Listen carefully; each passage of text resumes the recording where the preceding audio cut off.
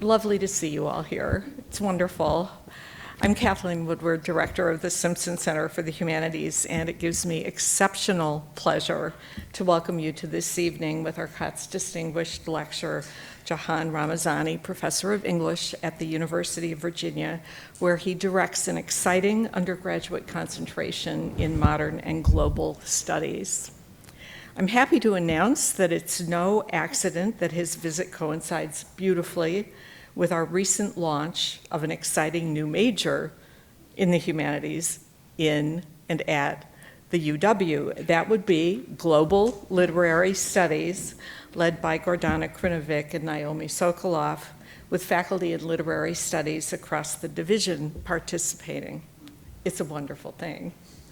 Let me just say that while we see our orbit as global, it's for us a requirement, and you would not disagree with this, I know, that our perspective reflect the local, that is to say, our place today and in history, and that we never forget that the University of Washington stands on the lands of the Coast Salish people, land which to this day remains unceded. A word about the COTS lectures. As many of you know, the COTS lectures constitute our highest public tribute to work in the humanities. And as many of you also know, Solomon COTS was an admired and beloved leader at our university. He was a scholar of Byzantine history who served as chair of our Department of History, as well as dean of the College of Arts and Sciences, and more.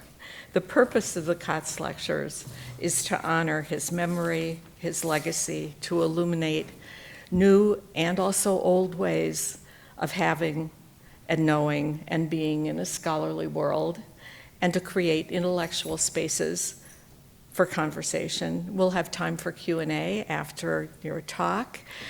Time for conversation will go until 8 p.m. And what I want to note here is that we are fortunate that we are videotaping this talk, which will be on our YouTube channel. And so for that reason, I'm going to ask if for some reason you need to leave while you're speaking, if you could go out that door rather than cross in front of the camera. No streaking allowed. We will be able to put our video up on YouTube. Let me mention that we've got a long history of COTS lectures, and I find, to quote Jahan, that I have an elegiac wish to reverse time, to quote you, an elegiac wish to reverse time. I love this formulation. Helen Wendler and Marjorie Perloff, both giants in the scholarly world of modern and experimental poetry, were COTS lectures here in this very room, in this very space. I'd like to dedicate this evening in honor of their memory. Both of them vanished last year in 24. Allow me to thank the superb Simpson Center staff, superb, Caitlin Palo, Rachel Artiaga, Julie Stovering, Yasi Naragi, and Abby Dean for making it possible for us all to be here. I love these wonderful people. I love them. And finally, I want to insist that we all thank Brian Reed, the Divisional Dean of the Humanities here, who together with Piotr Florczyk taught a course on Jahan's work and beyond in anticipation of his visit. Brian Reed is a brilliant scholar of 20th and 21st century poetry, who himself gave a COTS lecture here. It was in 2018 on birdsong and poetry. He will introduce Jahan to you. Thank you.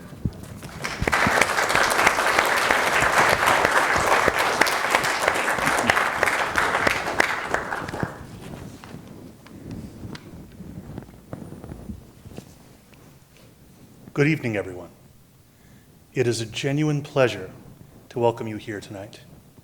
We are honored to be hosting a truly distinguished voice in contemporary literary scholarship, and somebody that I count myself a fanboy of. We are hosting Professor Jahan Ramazani, currently university professor and Edgar Shannon Professor of English at the University of Virginia. He is an elected member of the American Academy of Arts and Sciences and the American Philosophical Society. His body of work is remarkable not only for its depth, clarity, and intellectual rigor, but also for its sensitivity to the emotional and political complexity of poetry across cultures and eras. His criticism unites close reading with a global consciousness in a way that reveals the deep connections between aesthetic form and historical context. His early landmark study, The Poetry of Mourning, the modern elegy from Hardy to Heaney from 1994, explores how 20th century poets transformed the traditional elegy to confront the dislocations of modern grief, eschewing consolation and embracing irony and fragmentation. He followed this with a series of remarkable books that challenged us to move away from the kinds of categories that all too often constrain the reading of poetry in the academy, where we tend to put poems into containers called nation, language, period. And instead, he wanted us, or taught us, to attend to how poems and poets travel and how they find readers, which is often much more eccentric, unexpected, and idiosyncratic, resistant and oppositional than we have allowed ourselves to think about, or that it refers to people like me in decades before these books began to come out. I'm talking, of course, about his book, The Hybrid Muse, Post-Colonial Poetry in English from 2001, pioneering work that examines how poets from post-colonial nations merged local traditions with European forms to produce rich and innovative verse. Then, in a Transnational Poetics from 2009, he challenged national boundaries that often shape literary study, arguing for a more fluid, interconnected understanding of poetic influence and exchange in an increasingly interconnected world.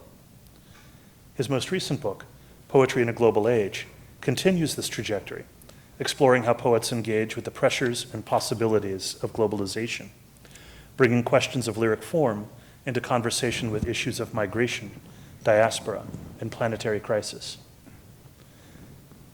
In addition to these monographs, he's also been serving as an editor of a number of very important anthologies, including the third edition of the Norton Anthology of Modern and Contemporary Poetry, also co-editing the fourth edition of the Princeton Encyclopedia of Poetry and Poetics, shaping how poetry is not only studied but taught around the world. Today, he'll be speaking to us about Mourning Across Centuries and Languages, a poem's 600-year journey.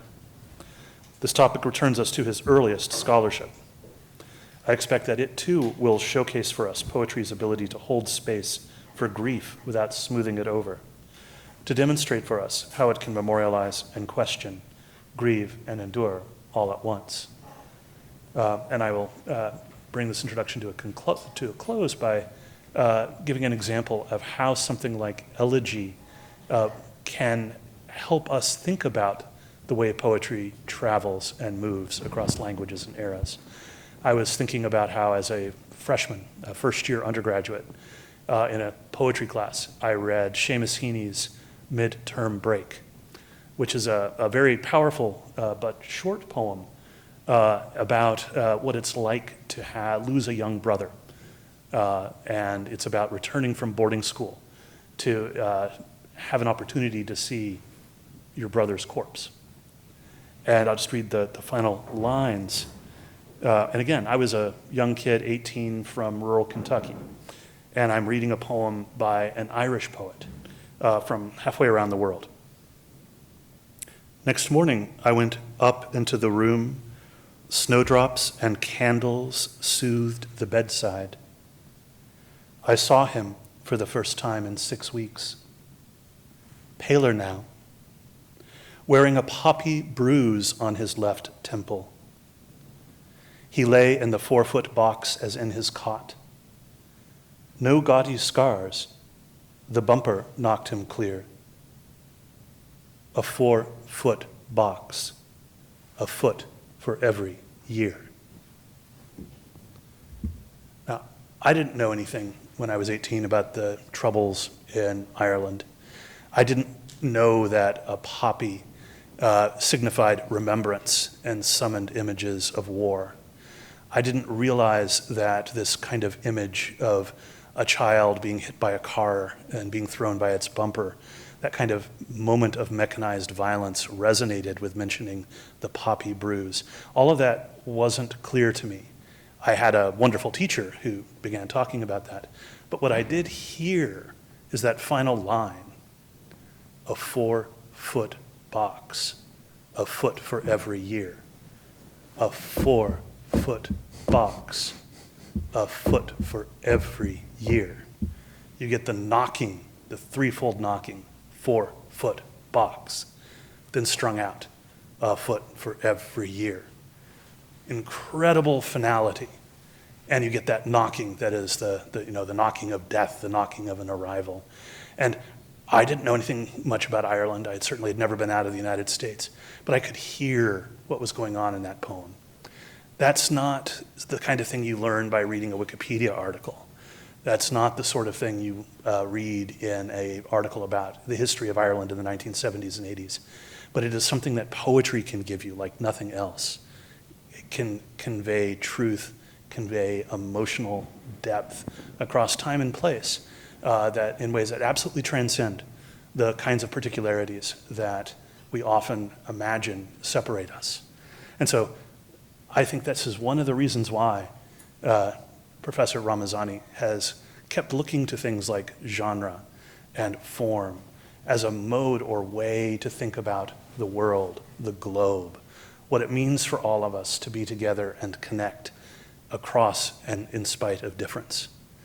Please join me in welcoming Professor Ramazani.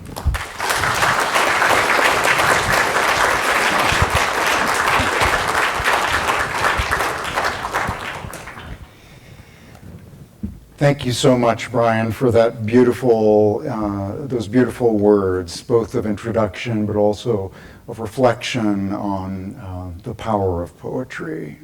Really something that you have done so much to illuminate. I know you all know him as Dean Reed. I know him as a path-breaking scholar of modern contemporary poetry, and someone who's for many years not only published prolifically in the field, but also has done the kind of scholarly work that's often not visible, but that's crucial to helping scholarship grow and develop.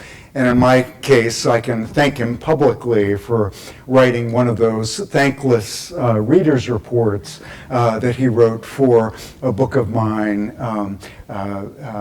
some years ago. I had no idea who the anonymous reader was of the book manuscript, but I could see that it was thoughtful and incisive, and it wasn't a huge surprise when it turned out to be no one other than the brilliant Brian Reed. So, as Brian indicated, and as Kathleen Woodward, who I should also thank, and along with the Simpson Center, Caitlin Palo, and others who helped to make this lecture possible today, and this wonderful opportunity to be in conversation with scholars from so many different fields. I've already been finding it very remarkable and stimulating, from a Persian poetry class yesterday to a dinner with people in Scandinavian studies, Turkish studies, and other areas. It's really an exciting opportunity for me. This talk comes out of a larger book-length project in which I'm trying to reach back into and combine my earlier interests, as Dean Reed indicated, in Elegy with my more recent number of books on transnational, global, postcolonial poetics. I'm trying to knit those two areas together to think about various ways of thinking about the globality of poems of mourning. I'll be talking with some of you, I think, on Thursday about thinking about elegies in a time of climate change, elegies for the planet. I've also been working and thinking about the ways in which elegies, for example, in the Caribbean and other communities in the post-colonial world, reflect the traumas of the histories those peoples have experienced in the Caribbean, particularly the Middle Passage and the history of enslavement. And today, I'll be talking about taking a very deep dive. I thought maybe into one particular poem and its history of travel across languages and periods, to see what it might have to teach us about these questions of about poetry, mourning, and translation. I was trying to hit all of the new Glitz majors crossings. Apparently this new global literary studies major is organized around thinking about literature as it moves across times, across languages, across places, across genres, and across disciplines. I might not have hit all of those, but I think we might manage to take a little glimpse into each, most of those at least today, even though it requires my stepping outside of my normal comfort zones in terms of period and language. Maybe it'll help, would help a little bit to start off with mentioning briefly the structure of this talk. I'm going to begin with some theoretical reflections on translation, mourning, and elegiac poetry in relation to ideas about the historical shaping of grief. And I know there are some people with severe allergy to literary theory. If you're one of those people, this might be the good moment to take a pill or put earplugs in your ears. I promise it'll be over within a few minutes. I'm then going to move on and ask what more we can learn about these issues from a close granular examination of an American poet's repeated translation of a Persian elegy. How do those translations compare with a Persian original? What further insights can be gained by examining the other stages of the poem's journey through intermediary texts, first a German translation, and then an earlier Ottoman Turkish commentary? And finally, what can be said about the larger tradition of the Persian child loss elegy, something that's not very well known outside of the Persian context at the start of this interlingual chain. Translation's often been compared to desire, love, passion, collaboration, negotiation, and friendship. But a less frequent association with another effective process deserves, I think, exploration. Playing on the trope of le travail de deuil, the work or travail of mourning in translation, Jacques Derrida refers to what he calls the mournful experience of translation, in which the flesh of the body, of the text, the body, the spoken body, must be left behind in the source language. Though diverging from Derrida on many issues, Paul Ricoeur also compares the translator's work to Freud's work of mourning.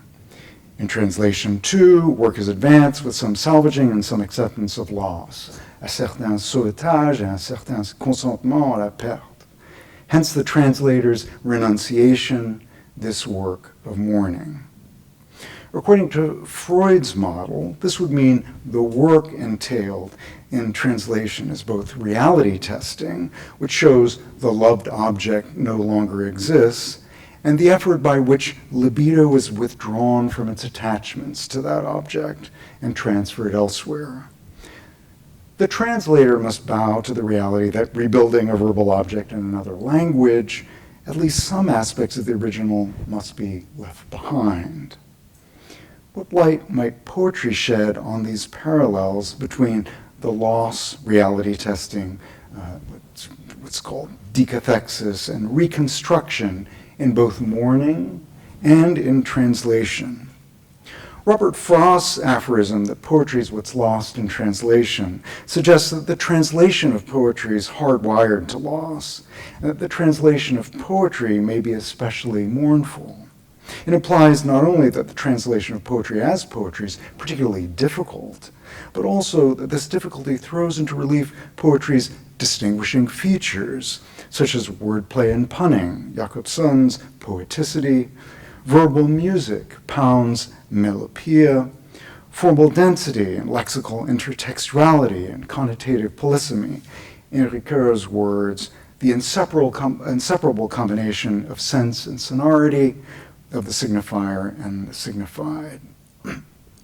Contra the hard position, though, on untranslatability, Ricoeur, Jakobsson, and Pound all acknowledge that all aspects of poetry need not be lost in translation, although the sonic materiality, or in a trope shared by Derrida and Ricoeur, the flesh of the poem, must be left behind. Skilled translation may recreate a poem's ideas, images, metaphors, turns of thought, tonal shifts, rhetorical patterns, and above all, for our purposes, its affectivity. Sometimes rough equivalents for its material body can even be contrived, say substituting alliteration for rhyme, accentual for quantitative meter. As Ricoeur puts it, we must mourn until we reach an acceptance of the impassable difference of the peculiar and the foreign, du propre et de l'étranger, renouncing the very ideal of the perfect translation. Mourners must grapple with the recognition that however much the dead may live on in memories, artworks, or say the natural world, they're irrevocable as individual embodied lives. So too, translators must grapple with linguistic difference, conceding that the source poem can never be fully reincarnated in the target. This mournful recognition may produce what Ricoeur calls an attitude of linguistic hospitality, l'hospitalité langagière, an embrace of the differential heterogeneity of languages and of the recreative work of translation. Now, if translation, even pleasurable, is shadowed by mourning, what shall we make of elegies in translation? Do they doubly inscribe mourning? Mourning for the lost person and mourning for the lost original. Could this translational intimacy with mourning help explain why, in a poet critic's words, translated poems in translation can at their best can be at their best when their themes are elegiac, disappointed, or fretted with loss? Although elegy scholarship has little to say about translation, some elegies foreground the enmeshment of mourning with translation, and Carson's Knox, an accordion-like elegy for her brother, is also an interlingual and intermedial translation of an elegy by Catullus. Edward Hirsch's book-length elegy, Gabriel, mourning the death of his son, which is the subject of a companion chapter I'm working on, incorporates elegiac poems translated from a variety of world languages. But I think our subject today, one of the most extraordinary historical examples of the intertwining of mourning, elegy, and translations, straddles the 19th and 13th centuries. In 1842, Ralph Waldo Emerson's beloved 5-year-old son, Waldo, died of scarlet fever. In the words of Emerson's journal, Wally, a boy of wisdom, of a grave and even majestic deportment, of a perfect gentleness, gave up his little innocent breath like a bird. At first, writing an awkward elegy in the Western tradition, Threnody, Emerson, 15 years later, repeatedly returned to the labor of translating a 600-year-old Persian elegy. His 5 translations were of the poet Sa'adi's elegy for his young son, again 600 years earlier, which came to Emerson, moreover, already entangled in a complex history of translation. Emerson's many returns to Sa'adi's elegy suggest an effort to give utterance and aesthetic shape to the anguish that was famously almost unspeakable in his essay Experience. He seems to have embedded his labor of mourning in the labor of translating another poet's elegy, recognizing his grief in that of a medieval Persian poet's. Such human solidarity comes, as the philosopher Richard Rorty indicates, not from some kind of theoretical supposition, but from the imaginative act of recognizing people different from ourselves as what he calls fellow sufferers, which is enabled, as Kwame Anthony Appiah adds, by agreement about particulars, again, rather than shared theoretical suppositions. Emerson's translational work exemplifies how cross-cultural, trans-historical connection can happen, even though, as sociologists and anthropologists remind us, the character of grief, its shape and texture and length, is quite variable. A 13th century Iranian Sunni Muslim and a 13th century American Unitarian would have participated in widely divergent ritualizations of mourning, after all, cultural practices that surely shape personal grief. Yet, even though socio-religious systems mold the experience and expression of bereavement, is it possible that we sometimes exaggerate grief's cultural variability and untranslatability? The once popular indifference hypothesis, for example, propounded by the historians Philippe Ariès and Lawrence Stone, now seems to have been overstated. The idea that parents didn't really grieve the loss of their children before child mortality declined and before childhood was supposedly invented sometime in the 17th or 18th century Europe. Although the historian Linda Pollock may risk perhaps some counter-hyperbole in claiming there is no change in the extent of parental grief over the centuries, these continuities, I think, do need to be acknowledged amid the variabilities, given the evidence of strong parental attachment and grief to and grief for children in ancient times, as in the European Middle Ages, particularly through poetry. In Sa'adi's and other Persian elegies written between the 10th and 14th centuries, we see further evidence that the loss of a child before the modern era and outside the West could be deep, painful, and fraught. In these poems, as in child loss elegies by early poets such as the Japanese Yamano no Okura, the Pearl poet Ben Jonson, the Polish poet Jan Kochanowski, and German Margarete Susanna von Kunsch, and by recent poets such as Michael Harper, Denise Riley, and Edward Hirsch, who cites these earlier predecessors, we witness the distress over the cutting short of a child's promise before it could be fully realized. Sadness over unfulfilled hope for the child as an inheritor who could perhaps sustain one's posterity.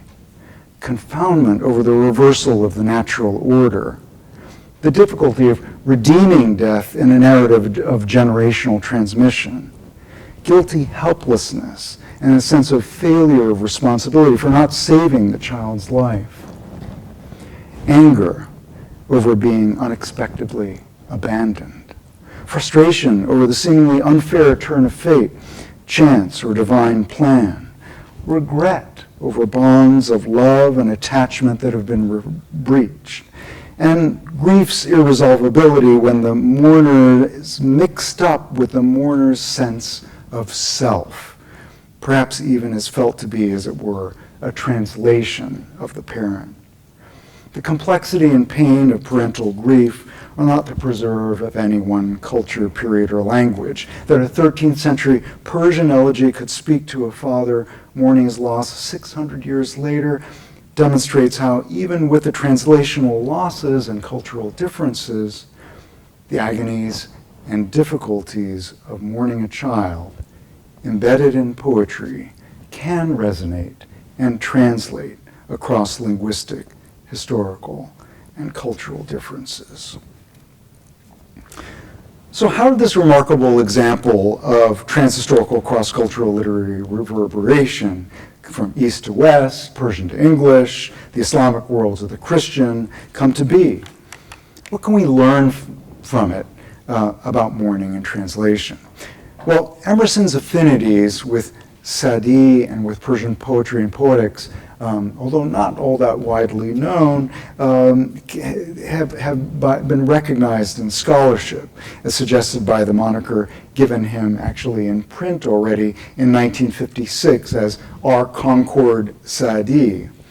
Writing elegies on Persian poetry, writing essays on Persian poetry, Emerson translated thousands of lines of it by Sa'adi, Hafez, Omar Khayyam, and others in his Orientalist notebook, an activity that an editor of the most recent collected edition of his work, Albert von Frank, sees as profoundly shaping Emerson's writing and thought. So, this, we often think of Emerson as this kind of autochthonous, risen from the American soil thinker. But part of what makes Emerson's engagements with Sa'adi is especially interesting is that they're tied into this translational network or web. As Judith Butler argues, grief reveals our interdependence.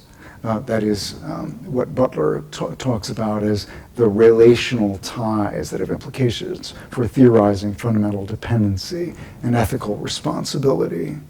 And for a poet-thinker like Emerson, despite his earlier advocacy of self-reliance, what Butler calls the tie of grief extends not only to family and friends, but also to filiations across centuries and languages, exemplifying the multiple layers of translation and mourning often embedded in elegies. Emerson's self-revisions and his repeated recastings of Sa'adi's Child Elegy provide an excitingly vivid frame-by-frame view of the close intertwining of mourning, poetry, and translation. Two paradoxes emerge from close attention to his self-revisions.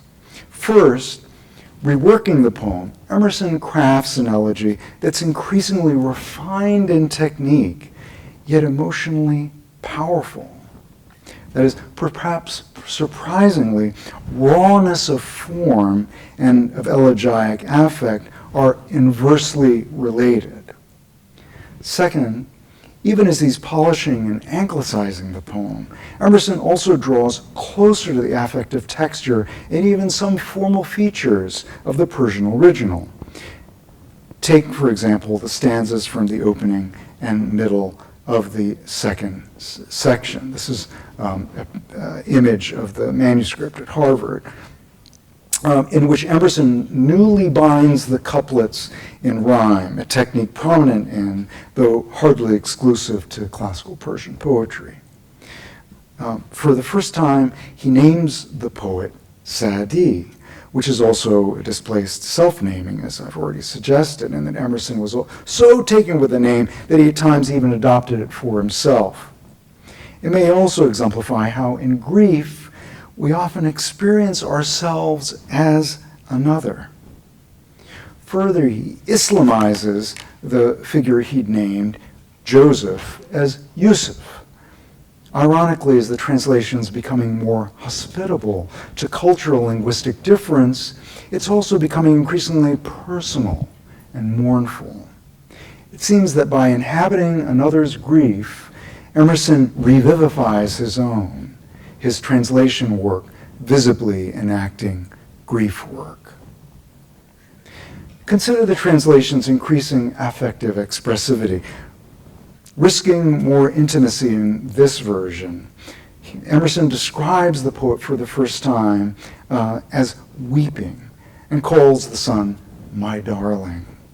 Of course, the original son is a different person from Wali, This leads us to a third paradox, central to lyric poetry, which Jonathan Culler calls the problem of singularization and iterability, and which is also a central paradox of elegiac mourning, that every grief is, as Derrida indicates, both singular over the loss of a particular bond, and yet also plural and iterative, a labor that's always in some sense a repetition of earlier acts of mourning. And we think of this through, for example, Freud and Lacan and others. As elegies' artifice and conventions indicate, the expression of grief, unless it's to be a wordless howl, often requires mediation, self-separation, the assumption of a mask. And translation can function as one such otherizing form of both distancing grief and giving it utterance. So too in this version, Emerson substitutes for the more authoritative word entered, the bewildered groped. Several iterations later, the final translation shows Emerson accentuating still more the tomb-adventuring mourner's desperation, then frantic, tottering, void of wit, groped down into that marble pit. In reworking the elegy over and over months, and across translations of many other poems scattered between these efforts, attending carefully to image, sound, and word choice, Emerson seems to be groping down ever more deeply into his sorrowful, turbulent, painful well of grief over his son's death, even as he tightens and refines the form of its expression and brings it closer to classical Persian poetry. Whatever grief over language difference may cling to the labor of translation, the translator, hospitably welcoming his predecessor's grief, reanimates it as his own. So to raise a question largely absent from the criticism, how do Emerson's translations compare with the Persian original? Although Emerson couldn't read Persian, and so many details obviously are going to differ, his repeated reworkings bring him ever closer to the melancholic mourning of key passages in Sa'adi's elegy or elegiac segment in the repentance chapter of a long masnavi, the Bustan, or fragrant garden. Though not originally, or the orchard it's sometimes called, though not originally a self-standing poem, it became one in translation. An elegy in Persian, or Marsiyeh, includes works of poetic mourning written in various prosodic forms, such as the Ghazal and Hafez's elegy for his son, the Masnavi and Sa'adi's and Ferdowsi's elegies for their sons, which I'll turn to later. Now here's the Persian text of the same lines, followed by my own literal, forgive me, very rough, flat-footed translation and rhyme, which adheres somewhat to the sequencing of the Persian, so far as a kind of loose iambic pentameter will allow. Besana daram tifli ander gozasht, che guyam, kazanam, che bar sar gozasht. In Sana it was my youthful child that passed. How to say what befell me at that pass? Beauty like Yusuf's fate has not designed, on which, like Jonah, the fish grave hasn't dined.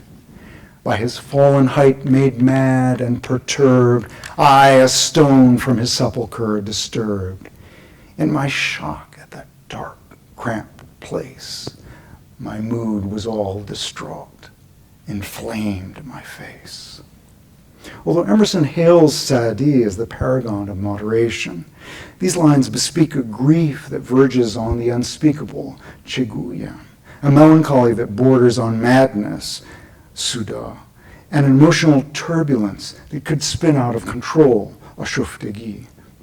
Now, Iranian mourning culture has long made a space for the passionate expression of grief, as in the Muharram ceremonies commemorating the martyrdom of Muhammad's grandson Hussein, widely observed since the 12th century, and reflected in the intensity of private enactments of mourning for lost family members, as I became increasingly aware with my own Persian family when a beloved cousin of mine was executed.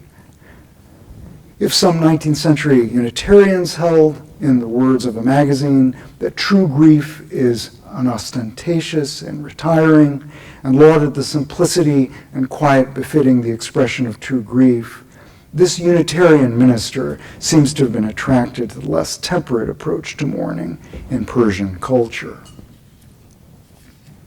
But for all these continuities between the Persian and the English, Emerson was utterly reliant on a German translation, and so our comparative analysis must expand the field from bi to trilingual, trans to multilocal. To adapt a metaphor often associated with Persian poetry, another pearl on this elegiac string is Joseph von Hammer's translation, an Austrian diplomat living in the Ottoman Empire in Istanbul from 1799 to 1807. Hammer, whose groundbreaking, if sometimes imprecise, translations of and commentaries on Persian poetry inspired Goethe's Westöstliche Divan, like Schleiermacher, wanted, he said, to bring the German reader to the Persian poem rather than the Persian poem to the German reader.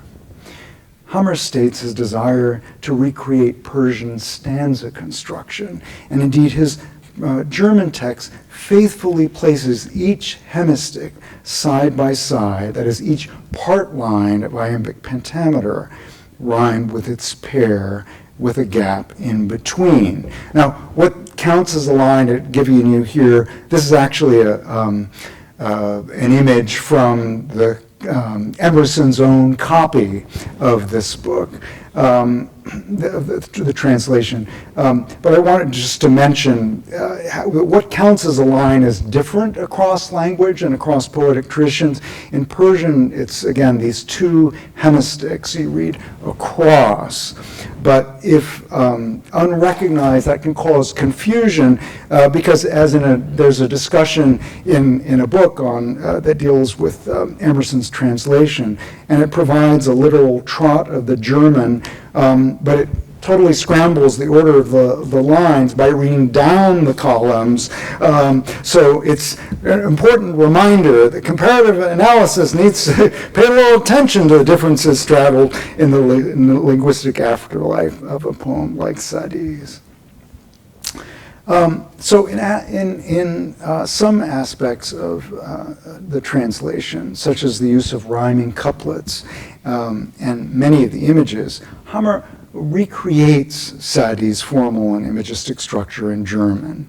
Emerson picks up and amplifies a harsh image that appears only in Hammer's footnote, Die Würmer verschlingen, the worms devour, an example of how the there it is, there at the bottom, an example of how the mediating textual apparatus, even as it marks loss by virtue of having to add a paratextual footnote, can help inspire a secondary translation. Emerson develops Hammer's idea into the gruesome image of the grave worm eating the son's beautiful cheek, more akin to Hamlet than to Joseph or Yusuf and that story in either the Bible or the Quran.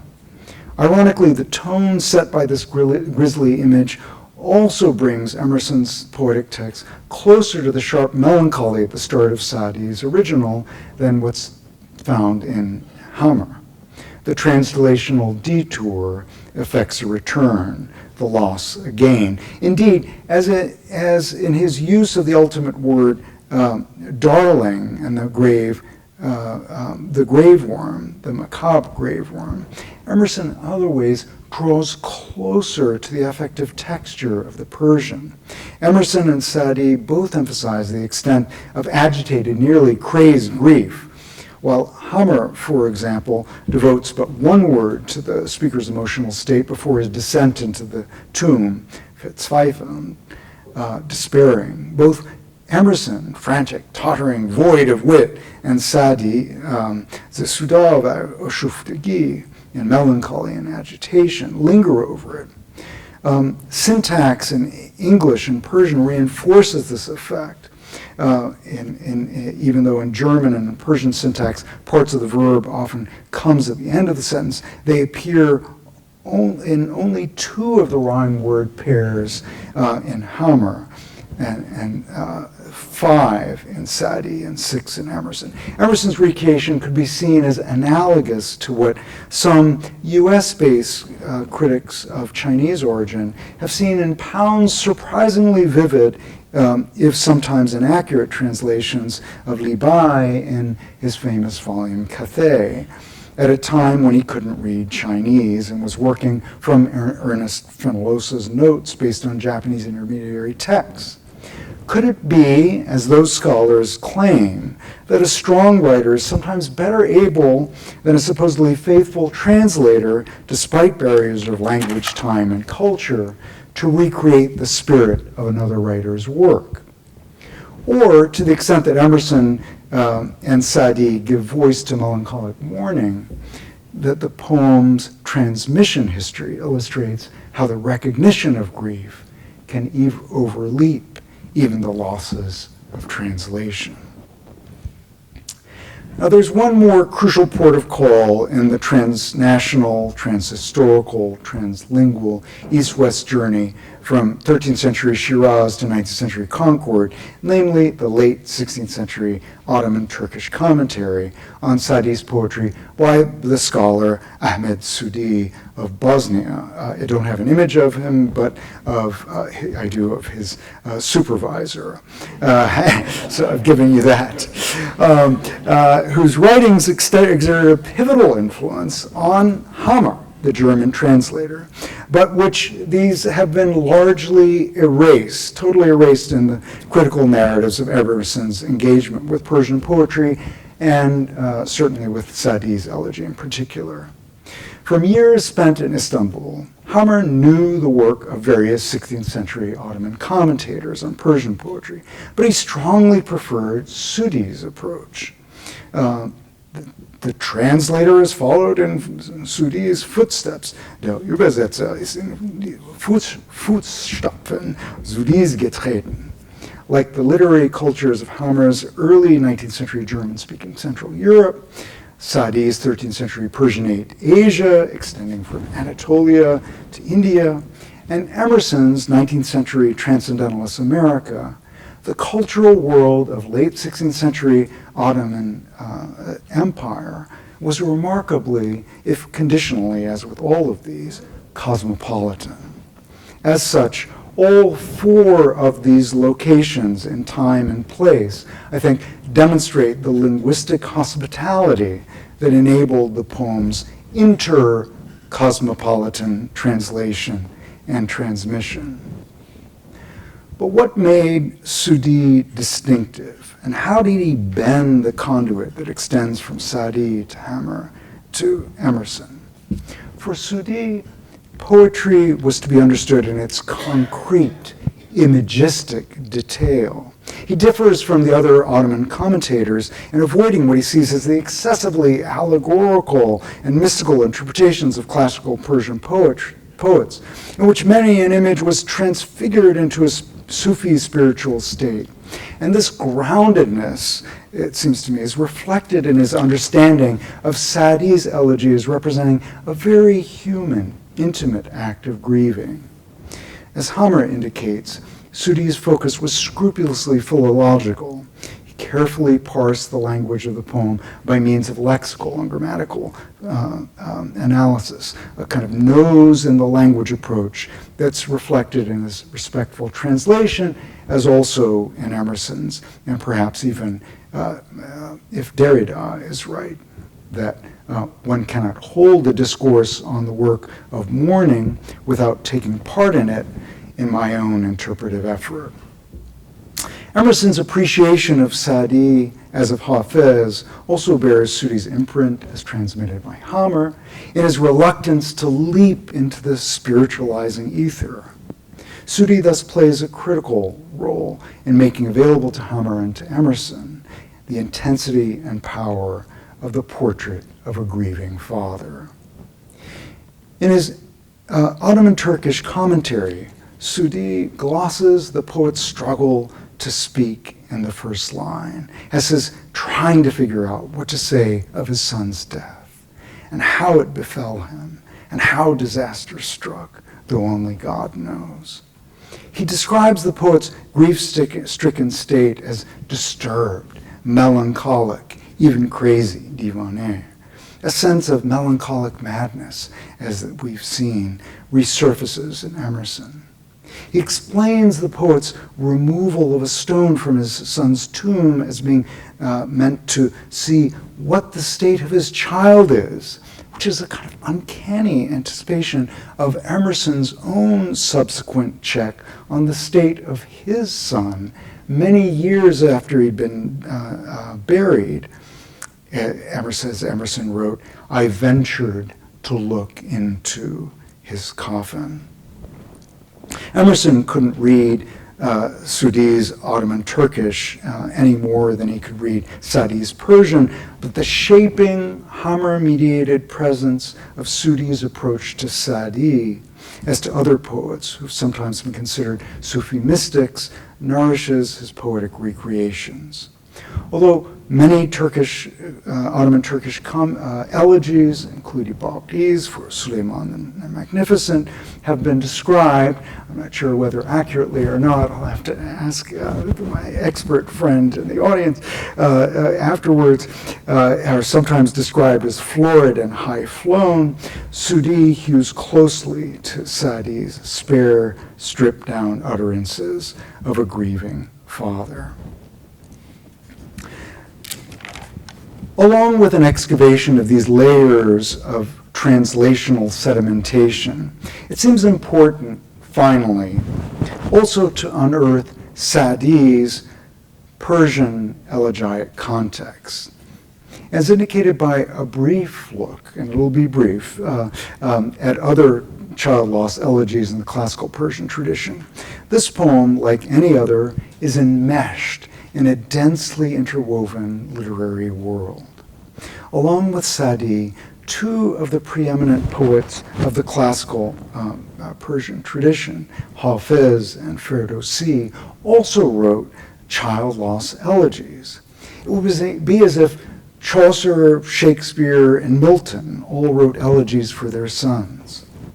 The elegiac web we've been tracing can help make visible this remarkable constellation of classical Persian elegies, which includes other prominent poets such as Khagani, whose elegies for his son stretch figuration to convey his shattering grief, and a female elegist, Jahan Malik Khatun, 14th century, and who's recently published and translated intensely private, relentlessly melancholic elegies. The daughter's death is said to have destroyed the poet, Jahan, and the world, Jahan. They both, yes, my name. These are just a couple of images of anthologies of Persian elegies and a book on the subject. Staging the struggle between consolatory and resistant mourning, these medieval Persian elegies, perhaps surprisingly, already display the guilt, despair, anger, and frustration of parental mourning, as well as the melancholic, unredemptive tendency that scholars like me have maybe too readily attributed largely to modern Western elegies. Although largely neglected, this channel of interlingual transmission had a profound impact on the global development of the child loss elegy, including poets such as Friedrich Rückert, who also translated Persian poetry, including Sa'adi's Bostan, and whose elegies have been heard via Mahler's Kindertotenlieder across the world. Like Sa'adi's elegy, another devastating lament for a son appeared in a German translation by Hammer in the Hafez divan that Emerson cherished. With the benefit of Sudi's commentary, Hammer's translation of Hafez's Elegy Ghazal closely follows the semantics of the Persian. 3 times Sudi uses the word parishan, or disconsolate and disturbed, for the father's emotional state. In keeping with the sudden turns of thought that Emerson admires in Hafez, many a line in this elegy is structured around a sharply antithetical reversal from the first hemistich to the second, as if reenacting over and over the shocking turn from hope to grief, joy to loss, life to death. Even compressing an antithetical reversal into one hemistich, Hafez astonishingly hints at resentment over the ease with his son died, in contrast to the difficulty of the poet's life in the aftermath of the loss. How easy it was for him to die. How difficult it made my life work. Kar maro mushkil kard. In his Turkish commentary, Sudi crystallizes this antithesis between the hard, or mushkil, and the easy, or as he writes, asun. In all 3 languages, the rhetorical, imagistic, descriptive reversal formalize the affective sense of being yanked from the natural to an unnatural time, order, and sequentiality.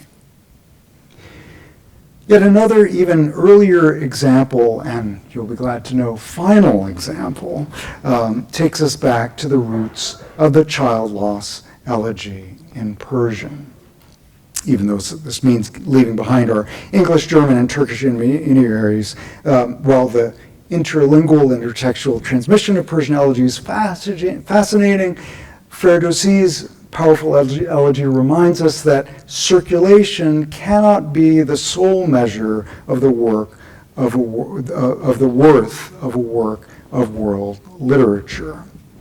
Though Emerson and others admired Ferdowsi as an epic poet, his elegy for his son, like Sa'adi's, embedded in a long Masnavi, explored lyric grief with a nakedness, intimacy, and immediacy that are still piercing over 1,000 years later.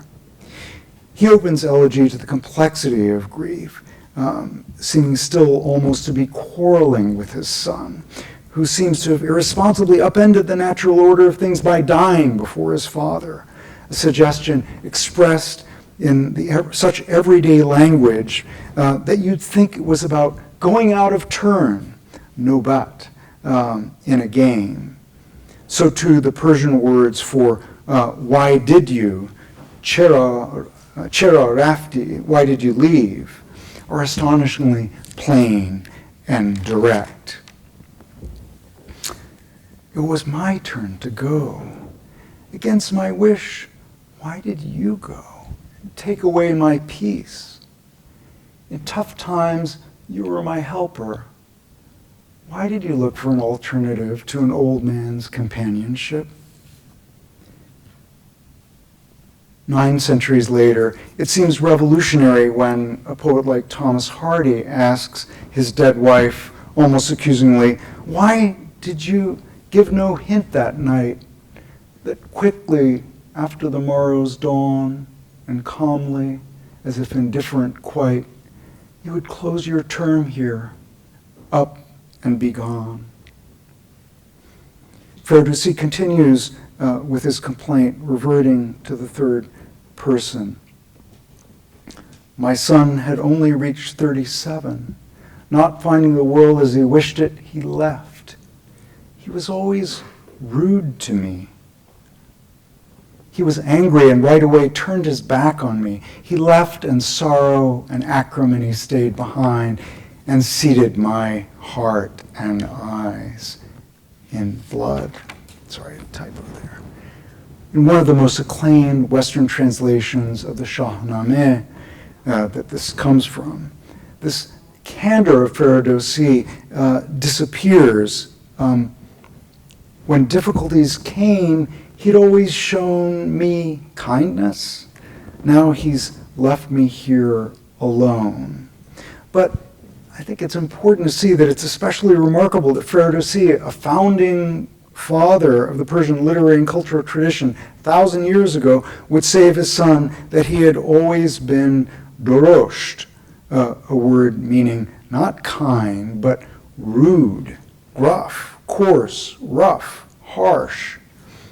Again, nearly 1,000 years before it became common for poets like Hardy, Sylvia Plath, and Robert Lowell to quarrel with the non-idealized dead, Ferdowsi lets it be known that he and his son had a contentious relationship, a struggle that continues post-mortem. Yet such ambivalence is hardly incompatible with affection, deep longing, and sorrow. My heart and eyes are seated in blood.